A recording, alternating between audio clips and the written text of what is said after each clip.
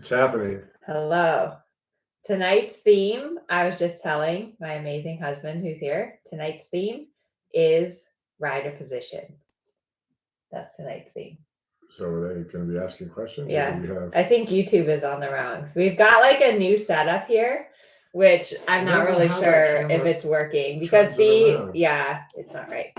Okay, but anyways, tonight's theme is rider position. I am doing a webinar on this Sunday on rider position. So be sure to sign up. The link is either like above or below, depending on whether or not you are watching on Facebook or on YouTube. I've been working so much on the slides, and Stephanie came up today, so I'm really looking forward to it. We've like completely revamped my rider position masterclass, and it's amazing. So yeah, what are your tips on rider position? Straight, don't be stiff. Sit up straight and don't be stiff. That's easier said than done. I wonder if this is working. I don't see anyone here watching us. Let's see. Maybe you can write a comment if you're watching on Facebook. Is anyone watching us? I don't know. Oh yeah, there's people watching. Okay, I see. There's people watching. We're always like the setup is a little bit tricky. One thing about rider position that I want to talk about, which is super important, is your fitness. And I think that that's something that I know everyone kind of has like a different routine, but all of my students who are good riders do things out of the saddle to complement their riding. So what do you do for your fitness? I do the gym twice a week for sure. And I do a lot of scuba diving and free diving, bicycling. Yeah, I just lead kind of an active lifestyle. What do you do at the gym? Oh, at the gym, I do a mile on the elliptical machine because I can't run on the ground. It hurts everything. So I run on the elliptical, and then I do Stephanie stretches for my shoulders. And then I've got some other weight exercises. Then I do the swimming. Yeah. And did you notice, I know you've been working out more. Did you feel a difference in your riding? I did. I was really I hadn't gone to the gym because of the COVID, and then the gym was close, and then that gym, they closed the pool. So I didn't go to the gym for quite some time. And then when I started back up at the gym, yeah, I could sit a lot deeper. I could feel myself sitting deeper into the saddle, down deeper into the horse. Yeah. So the bottom line is like, it's so important to exercise some, and everyone does different things. Like he likes swimming a lot. I like to do like stretches and like some more jumping stuff, which I don't know that that's always good. But it's really important that you do something for your fitness so that when you get in the saddle that you're really in control of your body and able to make those changes. And also, especially if you've had an injury, which we all have had, I think as riders, we've all had injuries. Like for me, I broke my left collarbone. And so my left shoulder always like tightens up and comes forward. And it was for a long time, like my trainers would always tell me, like, you need to bring your left shoulder back, your left shoulder back. But it wasn't until I started doing like working with Stephanie, that's the physical therapist that we work with, and doing exercises out of the saddle that I was actually able to change it in the saddle, because so much of what you do outside of the saddle affects your riding. So like if you sit at a desk all day, if you like sit crooked at the couch, if you stand crooked, the way that you drive, all of that stuff carries over into your riding. And so becoming really aware of all of that stuff will improve your rider position. So rider position is everything. I hope you come to the webinar. I have so many good slides and information to share with you guys to improve your position. So I don't want to give too much away on that, but come to the webinar this weekend. We also have free prizes. What else should we talk about? Should we talk about the show last weekend? Did we go to a show? Yeah, we went to a show. We went to Flint Ridge. How was your show? How's your horse? The horse got better and better every day.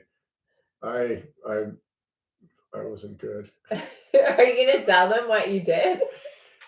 The halt is at H, not at C, and It was a walk transition.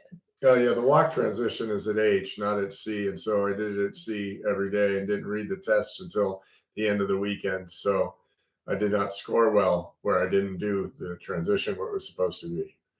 And what was the lesson that you learned? Read the test on a daily basis. Yeah, so he made the mistake of not reading the judges' comments until after the show. So you should always like read the comments before you do it again, so you could make it better for the next time. Maybe I should know my test before I go down the center line. Right. Really And go know over your that test. and know it, not sort of know it. So that cost me 2-3 points. Yeah. But your horse was way better. And I think that the lesson there is that, like, so Herman's riding this horse and he's huge. He's like 18.2. He's 18.2. He's 18.2. He's big and he's a really cool horse. Like, he is so sensitive. And for a big horse, he's incredibly sensitive. Yeah, he's light off the ground and everything you'd want. But we took him to a show like 2 weeks ago and he got a little like tense in his back and he was pretty excited at the show. And Herman was so great. He's like, oh, he'll be fine. He just needs to go to more shows. And so we took him to this show. And every day he was a lot more relaxed. We went, what did we do? Even with my mistakes, he went 62, 68, 69. Yeah. So I think that that's a lesson to everyone is like, you just have to like keep going out and taking your horse out and it will get better. And then also the warm up was like really exciting because the warm up was tiny and you're on this giant horse. Yeah. And then there's 4 or 5 people in there because there was 2 arenas going for that one warm up. And the warm up was maybe the width of a dressage arena, maybe. And maybe 1 1/4 long with 4 and 5 horses in there for any one of the days of the warm up, plus the odd person who was just riding to school their horse and wasn't even going to show. So that was something to manage as well. But that's just part of the horse showing. And I know, I mean, I had to go through that in my mind. It was just like, I'm going to stay calm and relaxed because my horse needs me to be calm and relaxed because I got to go competition right now. What I really wanted to do is scream at the top of my lungs that this is just not right. But we didn't do that because I needed to stay calm. My horseman needed me to stay calm. So we stayed calm. Good idea. Stay calm. Stay calm and carry on. Okay. So a few, like last week, I think it was on the club, I asked a question from you guys, like, what is your biggest rider position flaw, or what is the one thing the trainer is telling you over and over again? You're going to be surprised to know that the most common thing I heard from you guys is look up. I can't believe that. That's your pet peeve. It is because how can you go where you want to go if you're not looking where you're going? Well, you need to look at your horse and see what's happening to your horse. It's called a hunter's eye. And I think in the Sally Swift book, it talks about hard eye and soft eye. It's a hunter's eye.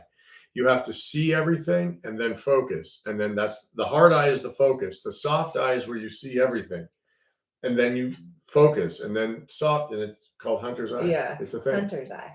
Yeah. You were teaching one of your students the other day, and you were saying that. You were like, look at B, like go towards B and then make your eyes soft again. And like see everything. And then look at the next place and then see everything. It's called hunter's eye because that's what hunters do when they're out, whatever, looking for beasts. Yeah. But they see the terrain, they see everything, and then they try and find the antler or whatever. But it's called hunter's eye. You go from hard eye to soft eye, back and forth. Yeah. And it isn't that you don't look at the horse's head. I mean, that's not what I'm suggesting. I'm saying don't stare at the horse's head. Yeah. Just like you don't want to stare off into the distance either. You have to be present, see everything, be laser focused, see everything, be laser focused. Yeah. I think part of, like, at least for me too, the reason that I stare down is like when I get focused, I just want to look at my horse's head, which is so wrong because you need to be feeling your horse under you. Like, you need to rely on your sensory feelings, like your nerves, as opposed to looking at what your horse is doing. And that's because it's faster. Yeah, it's actually faster. If your eyes have to see it, then you have to internalize that And then feel and it. then send it down to your fingers. Yeah. Where if you just do it with your fingers, it's just fingers, they're back. Where the eye, it slows down the timing. So yeah, I didn't do the research, I just read it. Yeah. A really good exercise for helping you to feel as opposed to rely on your visual is to ride with your eyes closed. Like, even just try it, ride along and just close your eyes for like 4 or 5 steps. And immediately you'll be so much more in tune with like the feeling in your seat and in your body as opposed to looking. Yeah, Donna also says our heads are heavy. If you look down, it puts weight on the front end.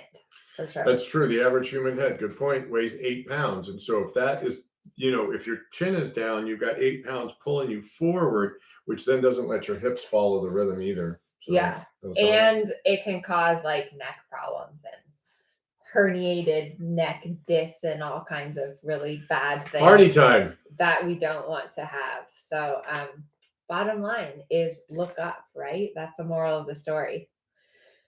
Okay, we have questions. We're going to try to relate them to rider position.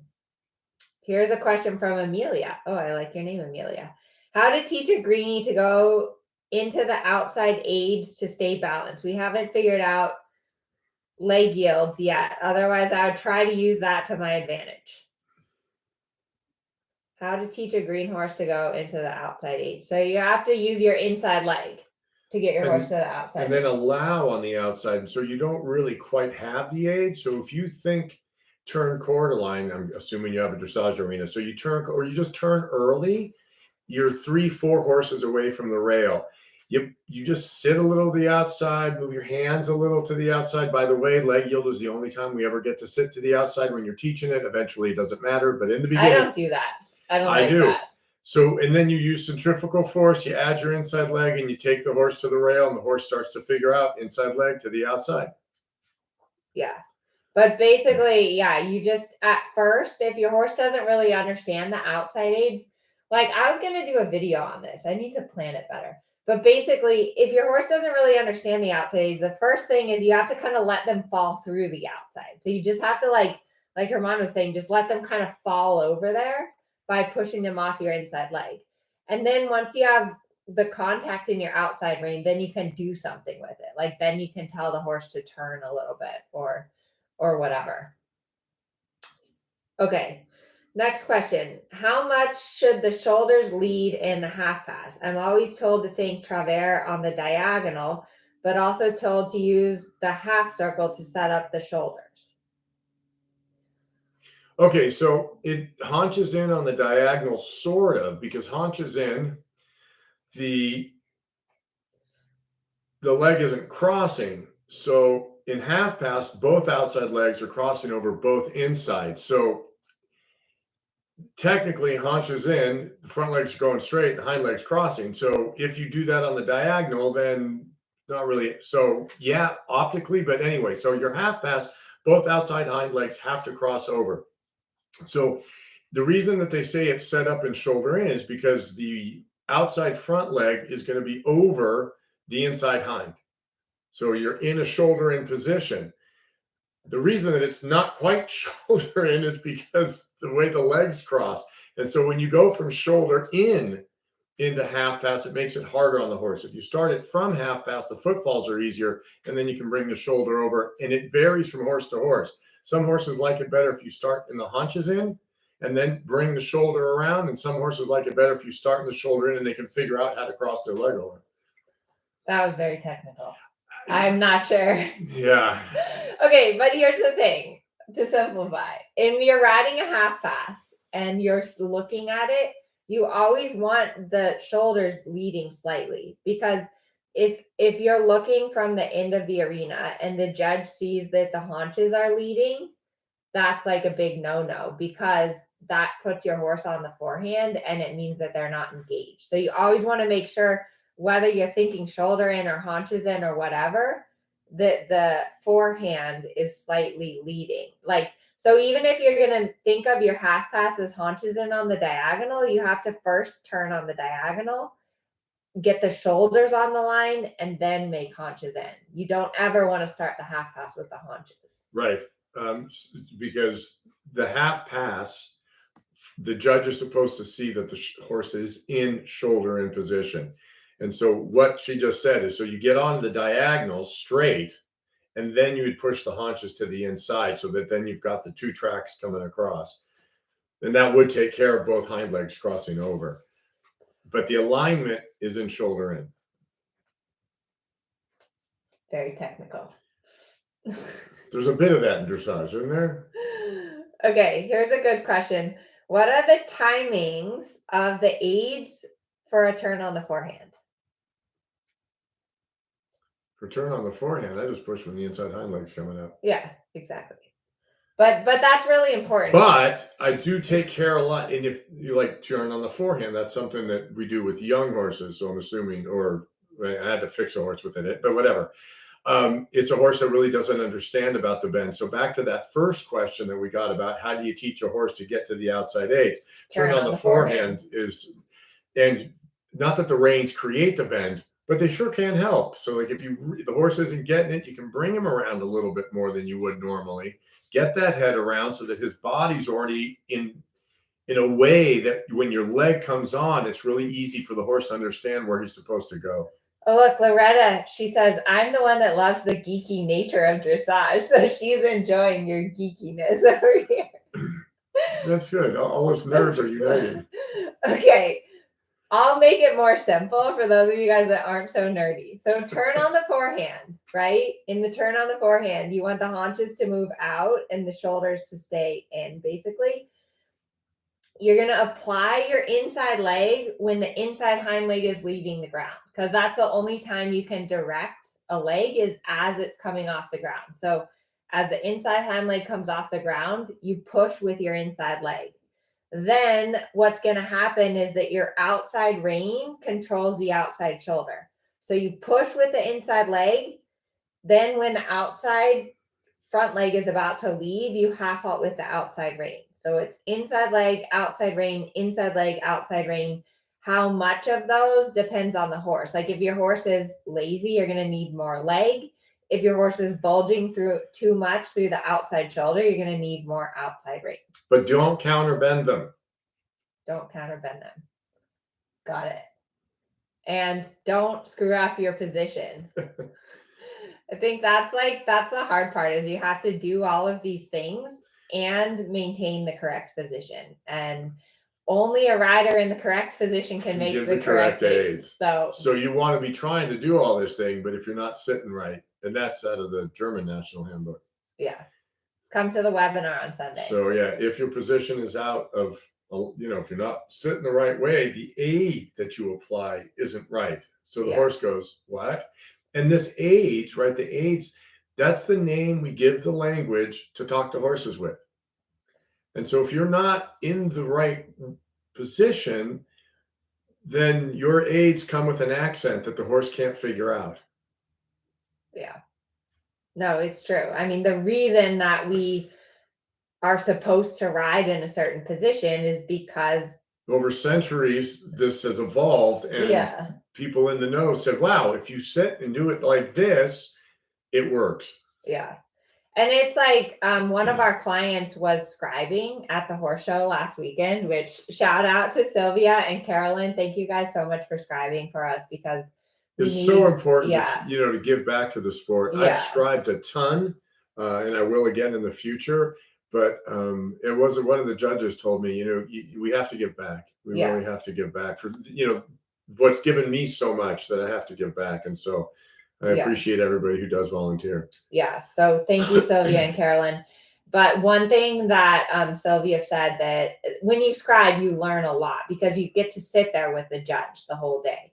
And she said that the judge was really big on harmony, like harmony between horse and rider. And we have to remember that that's part of the object of dressage is harmony, is having that like bond and where your horse is a willing partner, like that they're enjoying their job. And how do you get that harmony is by your position, being in the correct position, giving the correct aids with the right timing and balance, and then releasing those aids. Yeah, it makes it easier for the horse. Yeah, for sure. Okay. Paula, relaxation. My mare is sensitive and getting her to relax is so hard. Free walk is non-existent. Any tips to help? Oh, well, that's the mare I have. Oh yeah, And you I'm specialize. I'm in 10 months in with this girl now. And she does walk now. She had a lateral walk. She was cribbing a lot. And now I am quite comfortable in a 2-point position with a light contact, pretending I'm going cross country again, and just letting her canter. And she just cantered herself into more and more relaxation. And I'm not saying I have her solved just yet. I'm not ready to show her, but I spent a couple of months just in a 2-point position, just letting her canter. Yeah, because the more you hold them back, the Yeah. more they want to go. That's Schumacher's biggest thing. You've got to let some steam out of the pot, right? Yeah. If you have a pressure cooker and you tighten down that lid, you make more pressure. So when they're hot like that, don't let go of the reins, because in the absence of your leadership, nothing good happens either. You have to have a really elastic contact, always be there and supportive, and let them go. Yeah. You can also like you're brave. I mean, I'm pretty brave too. But if you're not brave enough to just like let your horse gallop, I recommend groundwork is like really good. Teaching a horse to bend and yield and that turn on the forehand. Yeah, turn on the forehand from the ground.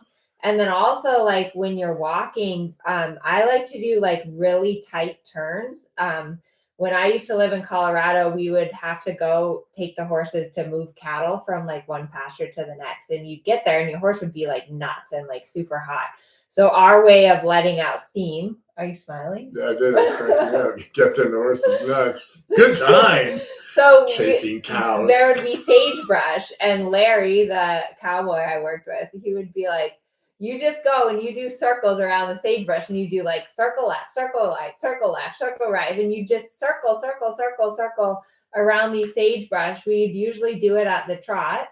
And Larry would always say, he would say, when one lung starts talking to the other lung and saying, hey, horse, do you think we could slow down? You make them go a little more because like you kind of wear them out. And then when they start saying, hey, do you think I could stop? You say, no, like keep going a little longer.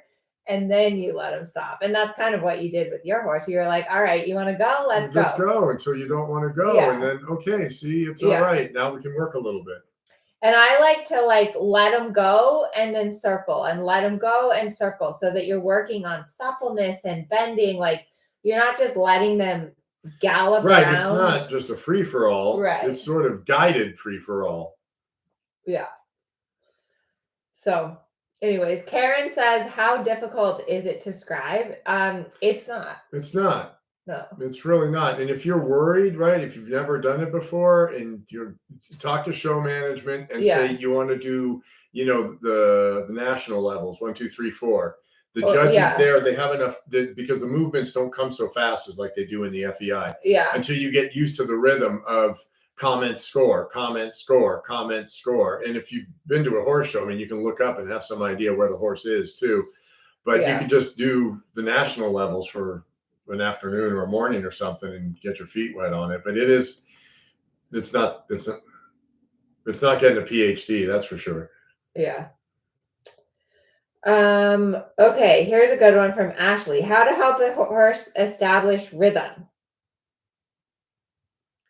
You can count, row your boat works really well too, so that when you're posting or whatever you're doing, that you've got a metronome in your head. You don't want to be so loose that the horse speeds up and then they move you. So now you're moving faster. And then because you're moving the faster, now the horse moves faster. And so now you're moving faster because the horse is pushing you. So that's not really following, right? That's just out of control and on the forehand, hard charging. So, it's the half halt and making your stomach. But what's the timing of that? Well, Sing. Yeah. Or yeah, sing, or I just count. Like sometimes, like if I'm posting the trot, I was just riding a horse just now before I came home that was rushing in the trot. And literally I feel my brain like automatically just going like 1, 2, 1, 2, 1, 2. And the second I feel it go like 1, 2, 1, 2, I like pull my tummy in. I make sure my seat stays slower. And then the other thing I do when the horse goes faster is I usually like push them just a little to the side or like turn them a little bit, because that will slow your horse down. If you turn them a little or push them to the side, that way you don't have to just pull back on 2 reins, because that usually doesn't work very well. Yeah, pulling's not good. I'll make 2 fists. I'll resist and Yeah. soften immediately, and resist and soft. And I try that first and see if actually half actually works. If it doesn't, then there are more things to do. You could leg yield a little, make a circle, whatever. But Okay. counting, that way you're clear about the rhythm and you're not following the horse's rhythm. Yes. Okay, next question is from Shannon. My horse blows through my aids for a halt. I don't want to pull back on the reins, but it's pretty much the only way he will stop. I can get him to where he almost stops with just my seat, but he keeps drifting through unless I pull back. Any suggestions? You cannot pull. Oh yeah, this is your other pet Cannot peeve. pull. If you pull, the horse pulls, and I don't care how much you pull, the horse can pull as hard as you're pulling and still 1 more pound. You're big. You cannot pull him? I cannot. Hmm. I cannot. So, because I had a client and that's been going on now recently. But anyway, so shock load the rein. Give first, then take it and give again. Oh, that's good. So give first, shock load, and let go. So it's a quicker half hour release. Yeah. And you do a lot of those in rapid suggestion, because in a tug of war, the horse will win. There's a video somewhere. Have you seen that one with the farmer? And 20 of the strong men, right? They do those strong men. Anyway, they got 20 guys, and they do tug of war, and there's a rope, and and the farmer's got his horse with the harness, and yeah, Bessie, huh, and the horse takes a step and pulls all 20 dudes off their feet. 20 guys. You are not stronger than 20 men. No pulling. Shock load. Yes. Okay. That works. The other things, Kareem says a 1 rein stop. Yeah. I mean, the reason a 1 rein stop works is because you get their head around. Yeah. So you're like, what's it called? Torque, right? Yeah. Yeah. So that's the reason a 1 rein stop works, is because once you turn their head that far, then they can't pull against. Yeah. They can't pull against 1 rein, really. Right. You give one, take the other, and then that turns them. Yeah. Right. So 1 rein stop. The other thing, like for a halt, is that I think it's really like, if you're having this trouble, really make sure that your horse is like round and on the bit, because your half halt, like Herman was saying, when you kind of shock load the reins a little, is way more effective if your horse is round. Make sure to always use your seat. And like, I like to use my seat, my voice, like I'll say ho, and then my reins, so that you kind of like, you don't go to your reins right away. And there's going to be a bit of reschooling, obviously, because the horse is used to you doing it like this now. And so it's going to be a while until he gets, oh, we stop a different way? Oh, what? Huh? Yeah. It's going to be a bit. That's going to be a fix. Yeah. You can also use a wall. Like if you have a wall, just head them into the wall, get them to stop that way.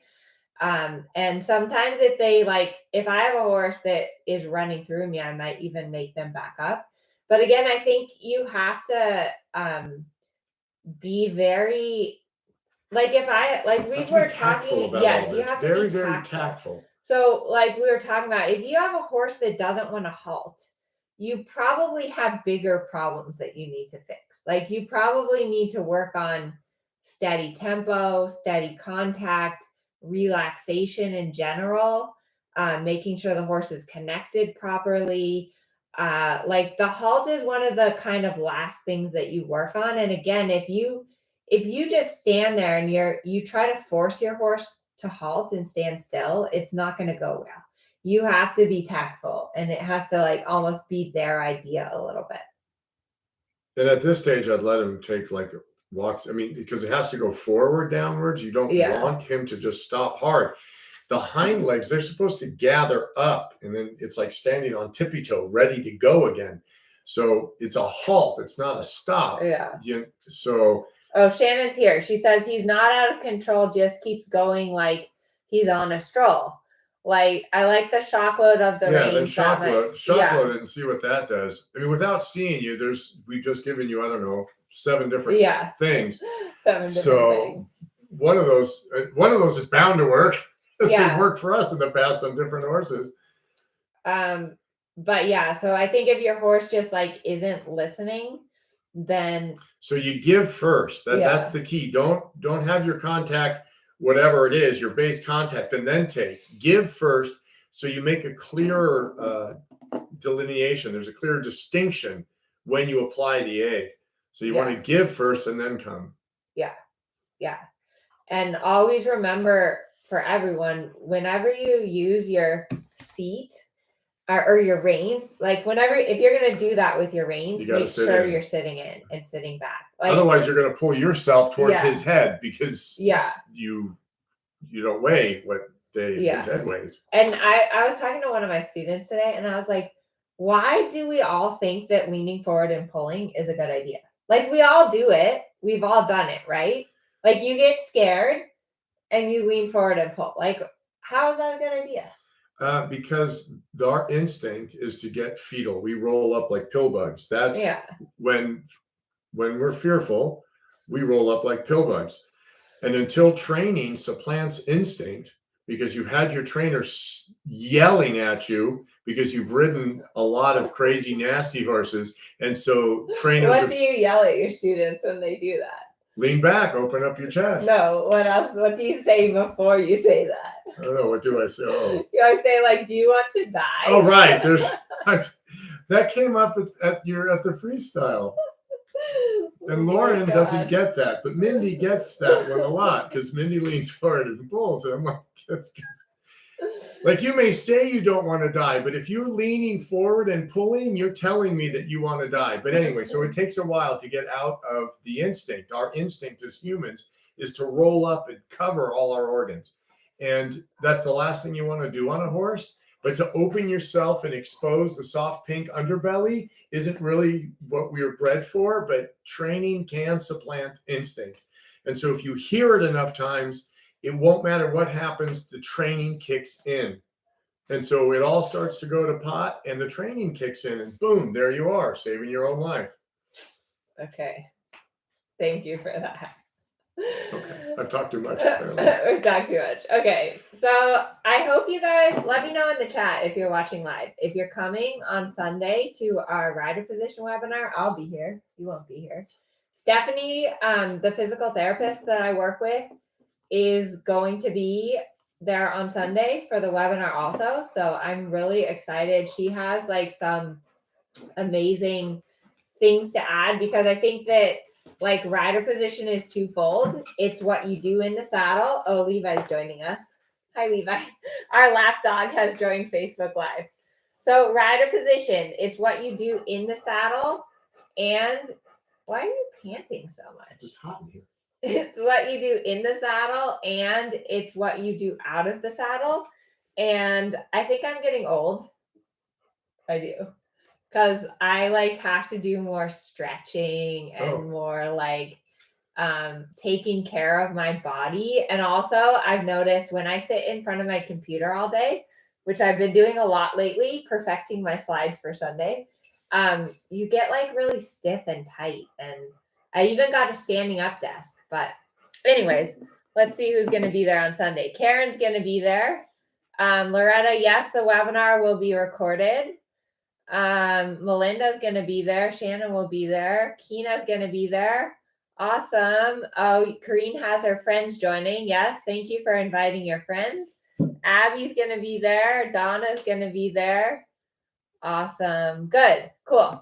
I'm so excited to see you guys on Sunday. And that's it. Okay, go Avs. Go Avs. Oh, yeah. hockey fan. Hockey. We have to go watch hockey.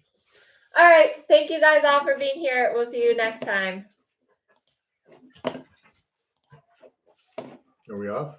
I think this one's still on. We messed it up on YouTube. Oh well.